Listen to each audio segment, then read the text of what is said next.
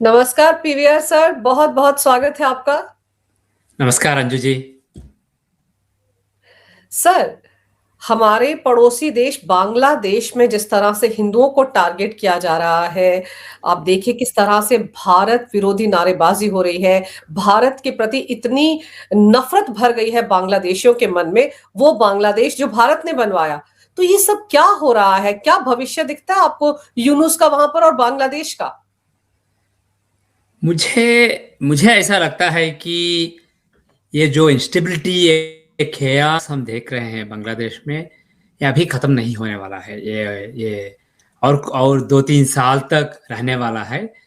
और जो भी भारत की ओर नफरत बढ़ रही है वहाँ पे, ये बेसिकली ये बड़ा जियोपॉलिटिकल गेम है। मुझे ऐसा लगता है कि यूएनएस सिर्फ एक पान है। और जो भी यूएस की अदृश्य राज्य है, डीप स्टेट है, और जो भी चीन का अदृश्य राज्य है, उनका डीप स्टेट, ये सब उनका किया हुआ खेल है। और मुझे ऐसा लगता है कि वो लोग चाहते हैं कि भारत बांग्लादेश में कुछ ऐसा कर बैठे, जैसे अमेरिका ने इराक में किया था 2003 में। उस तरह बेसिकली कुछ हमला करके फंस जाए, इस तरह का सोच है। और इंटरनली आल्सो मोदी जी पे बहुत दबाव है। इंटरनली जो भी मोदी जी को सपोर्ट करते हैं, जो भी प्रो बीजेपी लीडर्स हैं या इन्फ्लुएंसर्स हैं, वो सब दबाव डाल रहे हैं। मगर मुझे ऐसा लगता है कि ये उनका चाल है। ये वो ये चाहते हैं कि भारत बांग्लादेश पे हमला करे, और पाकिस्तान से जो भी टेंशन्स में अप्रैल मई से लेके चालू हैं, वो बेसिकली उन्हें उन्हें कुछ रिलीफ मिले, पाकिस्तान को कुछ रिलीफ मिले, और भारत बिजी रहे।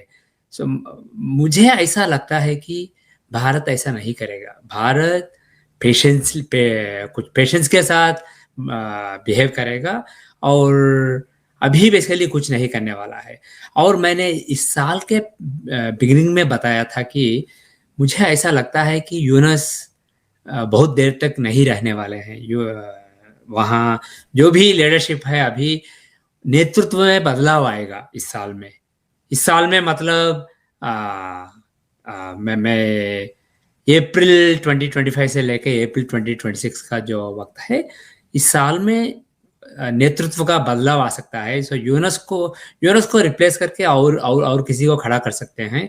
और जो भी हम देख रहे हैं, ये शायद उसका नतीजा है। शायद यूनस जी कुछ दबाव में आ गए हैं इंटरनली, और वो डिफ्लेक्ट डिफ्लेक्ट करके लोगों का अटेंशन जो है उसे डिफ्लेक्ट करके अपनी कुर्सी को बचाना चाहते हैं। इसलिए ये एक फैक्टर है। और दूसरा फैक्टर ये है कि जो देश बांग्लादेश और भारत के बाहर हैं, जो बड़े देश, वो दोनों के बीच में आग लगा के भारत को बिजी रखना चाहते हैं। मगर एक बात मैं कह सकता हूँ, आने वाले 3-4 महीनों में, या आने वाले 10 महीनों में, बांग्लादेश में नेतृत्व का बदलाव आएगा। यूनस जी बहुत देर तक नहीं रहने वाले हैं, वो एक बात है। और दूसरी बात यह है कि जो भी आएगा वो भारत के लिए अच्छा नहीं रहेगा। जो भी आएगा, पहले में ऐसा लग सकता है कि वो भारत के सपोर्ट में है, प्रो भारत है। मगर वो रंग बदल के फिर से बेसिकली चीन और यूएस के मिलके भारत की ओर जो नफरत है लोगों के मन में, उसे बढ़ा के भारत को और भड़काने की कोशिश करेंगे जो भी आएंगे। इसलिए आने वाले 2-3 साल तक, डेफिनेटली 2 साल तक, भारत को जागरूक रहना पड़ेगा बांग्लादेश को लेके। मगर कुछ कुछ ऐसी गलत काम नहीं कर बैठे हरी में, क्योंकि ये जीतना है, ये फाइनली जीतना है। इसलिए जीत के लिए sometimes you have to take a step back, to like they say to win a war you have to win sometimes lose a battle. इसलिए आखिर इस युद्ध को जीत जीत के, जो भी भारत के नेबर्स है, बांग्लादेश, पाकिस्तान, नेपाल, श्रीलंका, उन सब पर बेसिकली भारत का जो इन्फ्लुएंस है उसे बढ़ाना चाहिए। इसलिए वो बढ़ेगा आने वाले सालों में, बट उसके लिए कुछ अभी सहना पड़ेगा। इसलिए जो लोग ऐसा समझते हैं कि भारत कुछ कर बैठेगा, बांग्लादेश पे हमला करेगा, यूनेस्को को हटाएगा, और कुछ लोग ऐसा भी कहते हैं कि ये सिर्फ एक हफ्ते में हो जाएगा, 2-3 दिनों में हो जाएगा। ये ऐसा नहीं है। अगर भारत बांग्लादेश पे हमला करता है तो उन्हें सपोर्ट मिलेगा बाहर से, और ये इतना आसान नहीं है जैसे जैसा लोग समझते हैं। मगर एक बात कह सकता हूँ, आने वाले 3 महीनों में भारत बांग्लादेश के खिलाफ कुछ कर सकता है, मगर it should be a surgical strike.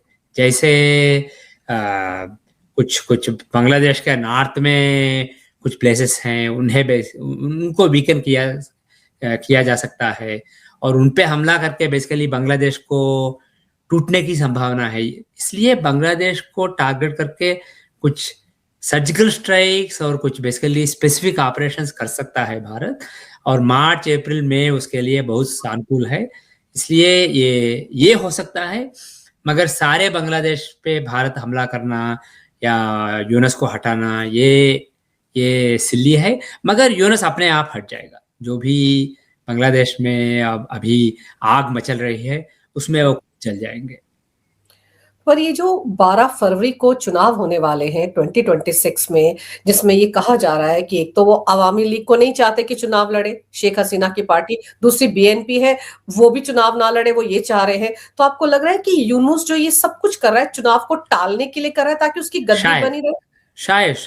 शायद ये इलेक्शन को बेसिकली पोस्टपोन करना चाहते हैं, और जो भी उनकी पकड़ है उस स्थान पे, उस कुर्सी पे, वो बेसिकली वो गद्दी पे जो पकड़ है उसे बेसिकली और भी मजबूत बना के अपने आप को बेसिकली एस्टैब्लिश करने के लिए ये शायद एक प्रयत्न है उनकी ओर से।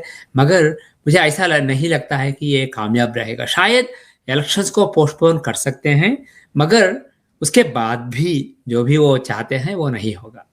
उन्हें उन्हें बेसिकली हटना पड़ेगा। और उनकी कुंडली क्या कहती है यूनुस की? उनकी कुंडली हमारे पास नहीं है, इसलिए जो भी मैं कह रहा हूँ ये बांग्लादेश के एनुअल चार्ट्स के हिसाब से कह रहा हूँ। उनकी कुंडली अवेलेबल नहीं है। और ये जो पाकिस्तान का आईएसआई, लश्कर तैयबा और अभी हाल फिलहाल में जो नक्सल परेश बरुआ है, उसको भी इन्होंने अपने यहाँ ढाका में पनाह दी है। और आपको याद होगा कि मुनीर ने अमेरिका की जमीन से कहा था कि ईस्ट सेक्टर से इस बार भारत पर हमला किया जाएगा। अमेरिका में जाकर कहा था मुल्ला मुनीर ने। तो आपको लगता है कि इसी तरफ ये इस वक्त हलचल बढ़ रही है, और भारत के लिए दिक्कतें बांग्लादेश में क्रिएट करने में सबसे पहले आईएसआई का हाथ है, और कहीं ना कहीं पीछे से अमेरिका का डीप स्टेट और चाइना का डीप स्टेट है, लेकिन आईएसआई सबसे बड़ा खिलाड़ी है?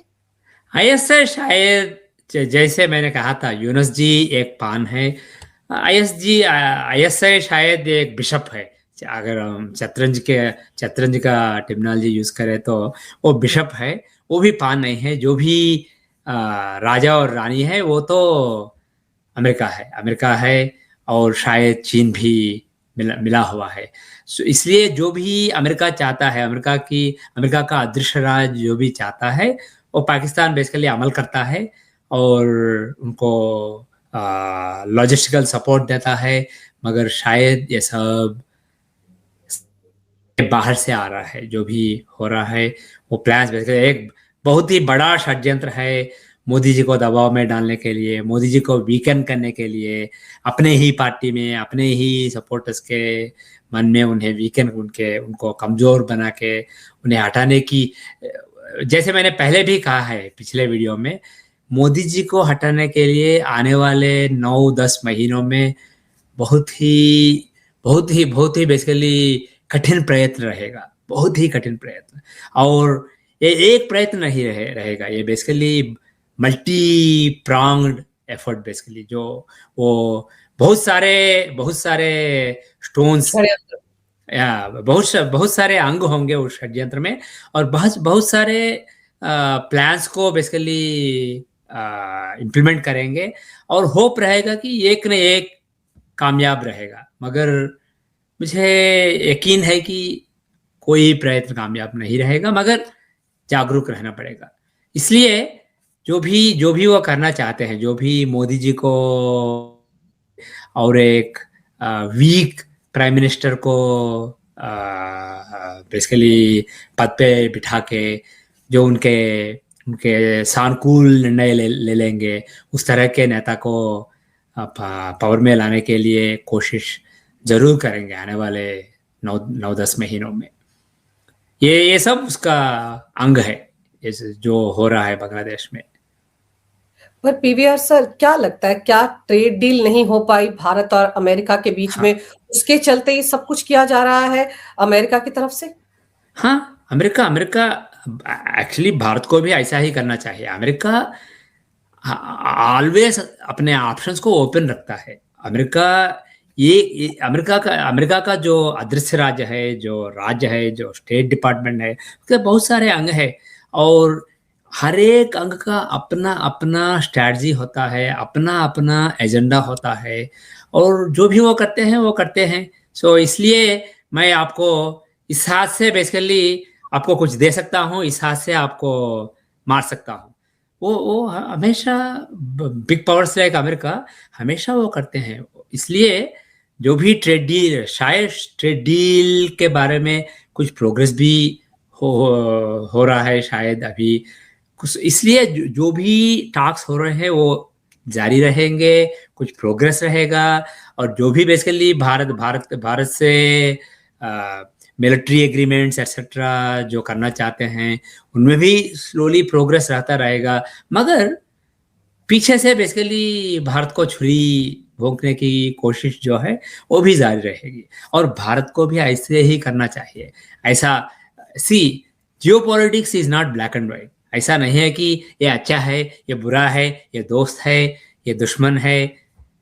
जियोपॉलिटिक्स में जो बड़े देश होते हैं, जो पावरफुल देश होते हैं, वो बेसिकली जो भी ये कलयुग का रीत है, ये ऐसा है कि आप अपने अपने अपने एजेंडा को एडवांस करने के लिए आप अच्छा भी करते हैं और बुरा भी करते हैं। और जो बुरा करते हैं उसे बेसिकली डिनाई करने की पॉसिबिलिटी को ओपन रखते हैं, जो खुल के नहीं करते हैं।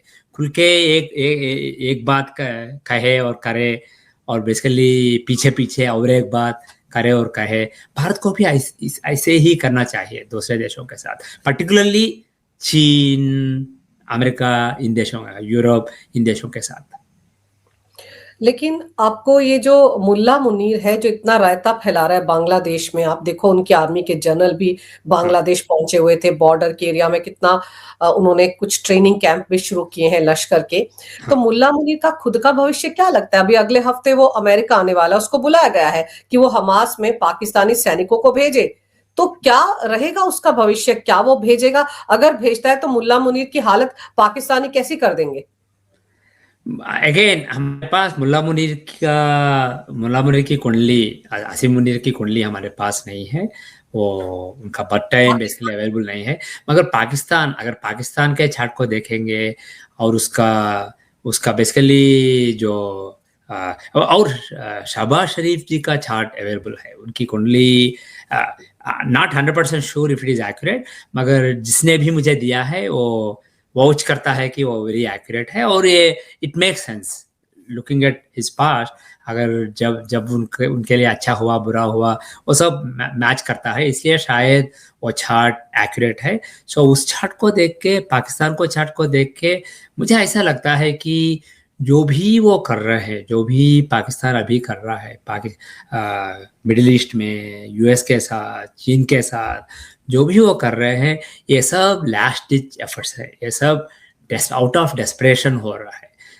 मुझे यकीन है, शायद लोगों को ये मानना मुश्किल होगा, क्योंकि ऐसा लगता है कि उनकी दशा अच्छी चल रही है और अमेरिका उनके साथ दोस्ती कर रहे हैं। मगर मुझे पूरा यकीन है कि वो बहुत ही रायता में फंस चुके हैं, बहुत ही ट्रबल्स हैं, इकोनॉमिकली ट्रबल्स हैं। और military is also very, the moral in the military वो भी बहुत कमज़ोर हैं। और जो भी शरीफ जी और मुनीर जी के बीच में जो भी टेंशन्स हैं, वो टेंशन्स बेसिकली बढ़ रहे हैं। और शरीफ जी का शायद ये डर है कि कुछ कू हो जाए, जैसे 1999 में मुशर्रफ जी ने किया था, उस तरह कुछ कू करके बेसिकली मुनीर जी उन्हें हटाए, ये डर होगा। इससे दोनों के बीच में बहुत ही टेंशन्स रहेंगे। अभी ट्रस्ट बिल्कुल नहीं रहेगा और दोनों बेसिकली अपने पीछे पीछे देख के वाक करते ओके। रहेंगे। इसलिए ये बहुत ही नाजुक माहौल है पाकिस्तान में, specially at the top. Basically जो भी सिविल लीडर्स हैं, जो भी मिलिट्री लीडर्स हैं, वो बहुत ही नाजुक माहौल से गुजर रहे हैं अभी। और आने वाले साल में ये बेसिकली बहुत क्लियर हो जाएगा कि पाकिस्तान कितने कितनी कितनी कठिन परिस्थितियों में फंसा हुआ है। और जो भी उन्हें बेसिकली सपोर्ट दे रहे हैं, फाइनेंशियल सपोर्ट, वो बेसिकली वो फंस जाएंगे उस सपोर्ट सपोर्ट के जाल में। और बहुत सारा सारा झेलना पड़ेगा उन्हें आने वाले साल में। लेकिन सीडीएफ की कुर्सी पे जो बैठ गया है मुल्ला मुनीर, वो बैठा रहेगा ऐसा लगता है, या आपको लगता है कि वो आने वाले टाइम में फिर से मिलिट्री रूल आ जाए पाकिस्तान में, वो जो सरकार नाम की सरकार है शहबाज शरीफ की, वो भी चली जाए? मुझे ऐसा नहीं लगता कि इस साल, आने वाले कुछ महीनों में ये होगा। अगले साल में ये पॉसिबल है, मगर अगस्त 2025 तक ये शायद नहीं हो पाएगा। मगर ये होने की संभावना basically it will be in the air. और मुनीर जी एग्रेसिव रहेंगे और शरीफ जी टेंशन में रहेंगे, मगर अगस्त 2026 तक ये नहीं है, संभव नहीं लगता है मुझे। और दूसरी तरफ अगर हम वापस बांग्लादेश की बात करें, वहां पर हिंदुओं पर बड़ी एट्रोसिटीज हो रही हैं, हाँ। जिसको लेकर वो जमात, वो ऑपोजिशन पार्टीज जो पहले तो खामोश थी, लेकिन आज की तारीख में कह रही हैं कि अरे भारत को तो तुरंत हमला कर देना चाहिए बांग्लादेश पर, हिंदुओं के बारे में सरकार नहीं सोच रही है, क्यों उनको नहीं बचा रही है। और आपने सही कहा कि इस तरह का प्रेशर जानबूझकर डाला जाएगा ताकि जो पाकिस्तान के साथ भारत उलझ रहा था ऑपरेशन सिंदूर में, वो तो नहीं हो पाया, तो अब वो चाहते हैं कि इसी के बहाने मोदी सरकार को घेरा जाए और इसी तरह का प्रेशर डाला जाए ताकि वॉर में उलझ जाए भारत। हाँ, वो जैसे मैंने कहा था, वो वही उनका स्ट्रैटेजी है। मगर मुझे कॉन्फिडेंस है कि जो भी भारत करेगा वो सोच समझकर करेक्ट टाइम पर करेगा, और वो बेसिकली स्पेसिफिक टारगेट रहेगा। जैसे अमेरिका ने वियतनाम गया, इराक गया, उस तरह का कुछ नहीं करेगा भारत। पाकिस्तान का अफगानिस्तान के साथ, तालिबान के साथ जिस तरह की लड़ाई चल रही है इस वक्त, हाँ। उसमें क्या होने वाला है? क्या कोई वॉर लाइक सिचुएशन पैदा होगी? अगर पाकिस्तान हमको उलझाना चाह रहा है बांग्लादेश के साथ, आईएसआई इस तरह की साजिश कर रही है, तो उनका खुद का क्या हाल होने वाला है अफगानिस्तान के साथ? मैंने कहा था इस साल के बिगिनिंग में, मैंने कहा था कि इस साल पाकिस्तान शायद एक या दो युद्धों में फंस सकता है। और भारत के साथ एक युद्ध हुआ था, और अभी तालिबान के साथ तो छोटा सा युद्ध हुआ, और अभी टेंशन्स चालू है। मुझे ऐसा लगता है कि आने वाले साल में जो भी पाकिस्तान के बहुत सारे टेंशन्स है बाहर से, वो बेसिकली और भी बढ़ जाएंगे। और उन्हें कंपाउंड करते हुए जो भी अंदर से टेंशन्स है, बलूचिस्तान को लेके, सिंध को लेके, कश्मीर जो पाकिस्तान के कब्जे में है, उस कश्मीर को लेके वहाँ भी टेंशन्स शुरू होंगे। और वो टेंशन्स बेसिकली पाकिस्तान को डिस्ट्रैक्ट करेंगे। इसलिए आने वाले साल या 2 साल में मुझे ऐसा लगता है, स्पेशली आने वाले 6-7 महीनों में, मुझे ऐसा लगता है कि पाकिस्तान बहुत ही डिफरेंट फ्रंट पे, बाहर से और अंदर से भी, भीतर से भी, बहुत सारे फ्रंट पे युद्ध लड़ना पड़ेगा पाकिस्तान को। इधर एक्सप्लिसिट युद्ध या some tensions and basically army distracted, but army will be spread thin in the coming year for Pakistan. Imran Khan की पार्टी का क्या हाल होने वाला है? इमरान खान को लेकर बड़ी सारी अफवाहें थी, जिंदा है या जेल में, कहीं ऐसा ना हो कि उनके साथ कुछ अनहोनी हो गई हो। अभी के हालात आपको क्या दिखते हैं? क्या कभी इमरान बाहर आएगा? अभी तो एक दिन पहले उसको फिर से और सजा सुना दी गई है एक और हाँ मामले में। हाँ हाँ। अनफॉर्चुनेटली इमरान खान जी का चार्ट हमारे पास नहीं है, उनका बट टाइम अवेलेबल नहीं है, इसलिए इमरान खान जी के बारे में नहीं कह सकता हूँ। मगर पाकिस्तान की कुंडली को देख के मुझे ऐसा लगता है कि पाकिस्तान की कुंडली में, पाकिस्तान में बहुत ही पॉलिटिकल टेंशन्स, पॉलिटिकल खेयास रहेगा इस साल में। और शरीफ जी की कुंडली को देख के ऐसा लगता है कि जो भी उनके दुश्मन है, हुँ। राजनैतिक शत्रु हैं उनके पाकिस्तान में, वो बेसिकली उन्हें कुचलने की कोशिश रहेगी इस साल में, और शायद वो सफल भी रहेगी। इसलिए उनकी कुंडली से शायद मैं ये कह सकता हूँ कि इमरान खान का जो सपोर्ट है पब्लिक में, वो बेसिकली एक्सप्लॉइट करके वापस आना शायद मुमकिन नहीं है। शायद उन्हें कुचलने में कामयाब रहेंगे शरीफ जी। तो वो जो इतने बवाल हो रहा है वहाँ पर, उनकी बहनें जैसे मिलने की बातें करती हैं, फिर हाँ। खबरें आती हैं कि उनको किसी और जेल में शिफ्ट किया जा रहा है, तो आपको लग रहा है कि इमरान का भविष्य बड़ा धूमिल है, क्लियर नहीं है कि वो बाहर आएँगे, अब आकर फिर से अब पीएम बने, ऐसा कुछ नहीं है? या ऐसा लगता है मुझे, वो without his chart, based on Pakistan की कुंडली और शरीफ जी की कुंडली को देख के मुझे ऐसा लगता है कि शरीफ जी के जो टेंशन्स हैं वो आर्मी को लेके होंगे, मगर अपने राजनीतिक शत्रुओं को लेके नहीं। उन्हें कुचलने में मोरलेस कामयाब रहेंगे। बड़ा खतरनाक वक़्त है आने वाला इमरान खान के लिए। पर दूसरी तरफ अगर हम लोग डोनाल्ड ट्रंप की बात करें, एप्स्टीन फाइल्स की बहुत सारी पिक्चर्स जो हैं, वो इमेजेस जो हैं, वो पब्लिक डोमेन में आ गई हैं। लेकिन सुना तो ये है कि डोनाल्ड ट्रंप की तो कोई पिक्चर सामने नहीं आई, उनको तो शायद गायब कर दिया गया। क्या कुछ खतरनाक है डोनाल्ड ट्रंप की कुंडली में? हाँ, अभी उनके दशांश विंशोत्तरी दशा के हिसाब से अब तक राहु दशा चल रही थी, और राहु उनके उनके दशांश चक्र में जो करियर को दिखाता है, वो पंचम भाव का अधिपति है और ओन ओन हाउस में है। पंचम भाव बेसिकली पावर को दिखाता है, मगर अब तो राहु दशा खत्म होकर गुरुदशा आ गई है और वो षष्ठेश है। इसलिए वो बेसिकली, और जो basically from the fifth house of power वो मारक हैं, इसलिए ये दशा उनके लिए सानुकूल नहीं है। इसलिए आने वाले साल या 2 साल में उनका फॉल हो सकता है। वो बहुत ही ससेप्टेबल है अभी। और उनके एनुअल चार्ट को देख के मुझे ऐसा लगता है कि आने वाले जून तक एवरेज टाइम है, मगर जून के बाद, जून 2026 के लेके जून 2027 का जो वक्त है, उनके लिए बहुत खराब वक्त है। इसलिए मुझे ऐसा लगता है कि उनका पकड़ जो है रिपब्लिकन पार्टी पे, वो पकड़ कमज़ोर होता जाएगा आने वाले कुछ महीनों में।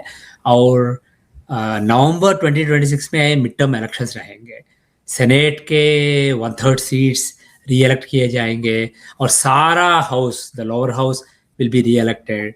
इसलिए उनका सीट अभी सेफ है, मगर बहुत सारा चेंज होने वाला है पाकिस्तान यूएस के गवर्नमेंट में। इसलिए before the elections Republican party को बहुत ही घबराहट होगी कि डोनाल्ड ट्रंप जी की वजह से बेसिकली वो हार जाएंगे। इसलिए जो उनके खिलाफ सेंटिमेंट है पार्टी में, वो बेसिकली उबल के बाहर आ जाएगा, और वो उनके खिलाफ एक रेबलियन की तरह बेसिकली मोल्ड होगा। इसलिए जून 20 उनके बर्थडे 2026 के बर्थडे के बाद उनके लिए बहुत खराब वक्त है। और ये भी संभव है, दो बेस्ड ऑन द रूल्स वो 2028 नवंबर या एक्चुअली 2029 जनवरी तक वो बेसिकली अध्यक्ष रह सकते हैं, मगर उनके खिलाफ कुछ हो सकता है और उनको पद से भी हटा जा सकता है 2027 अर्ली 2027 में। After November 2026 elections, the first half of 2027 उनके लिए बहुत डेंजरस वक्त है। सो इसलिए मुझे ऐसा लगता है कि जो भी वो छुपके, जो भी वो बेसिकली लोगों के सामने आने से रोक रहे हैं, कुछ ऐसा इंफॉर्मेशन शायद लोगों के सामने आएगा, और रिपब्लिकन्स में उनके खिलाफ कुछ इनकलाब आएगा, और उनके लिए कुछ डेंजर हो सकता है। आप एप्स्टीन फाइल की तरफ इशारा कर रहे हैं कि कुछ ऐसा निकल कर आ सकता है वहां से जो उनके लिए खतरनाक होगा, उनकी इमेज के लिए? ये बिल्कुल मुमकिन है। एप्स्टीन फाइल्स में ऐसा कुछ बाहर आ सकता है, और जो उनको बेसिकली उनके करियर को खत्म कर सकता है। मगर और ये कुछ और भी हो सकता है, मगर 2026 में कुछ मैंने पिछले वीडियो में भी कहा था 2026 का साल जो है यह अमेरिका के राजनीति में भूकंप लाएगा। Exactly what I don't know, मगर अमेरिका की राजनीति में भूकंप आएंगे इस साल में। बहुत बहुत बड़े बदलाव देखने को मिलेंगे 2026 में, स्पेशली सेकंड हाफ ऑफ 2026 और अर्ली 2027 में डोनाल्ड ट्रंप जी अपना पद खो सकते हैं। अभी जिस तरह से वेनेजुएला के साथ उलझ गया है अमेरिका, तो वहां पर आपको लगता है फुल फ्लेज्ड वॉर होगा, एक और वॉर शुरू करने जा रहे हैं डोनाल्ड ट्रंप? कहाँ तो यूक्रेन और रशिया के बीच पीस की बात करते हैं और यहाँ पर खुद ही कूद गए हैं वेनेजुएला में रिजीम चेंज को लेकर। लॉजिकली लुकिंग एट जो भी वो कर रहे हैं अभी वेनेजुएला के साथ, इससे कमेंटेटर्स का ओपिनियन है कि फुल फ्लेज्ड वार आने वाला है। मगर मैं वेनेजुएला के कराकास में बेसिकली कैश किए हुए लूनार एनुअल चार्ट को देखता हूँ और यूएस के चार्ट को देखता हूँ, तो मुझे ऐसा नहीं लगता है कि एक फुल फ्लेज्ड वार आने वाला है। मुझे ऐसा लगता है कि ये शायद एक प्रयत्न है कि अमेरिका को बेसिकली स्ट्रांग दिखाए और जो भी north America, south America, central America में अमेरिका यूएस का पकड़ जो है उसे मजबूत बनाए और लोगों के मन में बेसिकली अमेरिका की ओर कुछ बेसिकली डर पैदा किए, क्योंकि सारे जो देश हैं नॉर्थ अमेरिका, साउथ अमेरिका और सेंट्रल अमेरिका में, वो अमेरिका के सामंत राज्यों की तरह बर्ताव करे। इसलिए ये शायद एक साइकोलॉजिकली इन्फ्लुएंस करने के लिए कर रहे हैं। मगर एक बात पॉसिबल है, कुछ सर्जिकल स्ट्राइक्स हो सकते हैं, कुछ एयर स्ट्राइक्स हो सकते हैं, कुछ जो भी वहाँ का यंत्रांग है वेनेजुएला का, उसे वीकेंड करने के लिए, और मडूरो जो हैं वहाँ के लीडर, उन्हें कमज़ोर बनाने के लिए कुछ स्ट्राइक्स हो सकते हैं, कुछ मिलिट्री एक्शन ज़रूर हो सकता है, not just on the boards मगर on the government installations, military installations etcetera. कुछ एयर स्ट्राइक्स हो सकते हैं, मगर जैसे ग्राउंड ट्रूप्स को भेजा था यूक्रेन में रशिया ने भेजा था, या इराक में अमेरिका ने भेजा था कुछ साल पहले, वैसा मुझे नहीं दिखता है, वैसा फुल फ्लेज्ड वार मुझे नहीं दिखता है। इसलिए शायद ये मडूरो को टॉपल करने के लिए, वहाँ जो नेचुरल रिसोर्सेस हैं, ऑयल है, उसे बेसिकली उस पर कब्जा करने के लिए, उसे अपने हाथ में लेने के लिए, और कुछ फेवरेबल लीडर को वहाँ इंस्टॉल करने के लिए कुछ कोशिश ज़रूर रह सकती है, और कुछ स्ट्राइक्स, मिलिट्री स्ट्राइक्स ज़रूर हो सकते हैं आने वाले महीनों में, मगर फुल फ्लेज्ड वार मुझे नहीं दिखता है। और सीरिया में जो कुछ अमेरिका कर रहा है, आईसिस के 70 ठिकानों पर हमले किए गए, स्ट्राइक्स की गई हैं, वहां के हालात क्या दिखाते हैं? सीरिया का चार्ट क्या कहता है?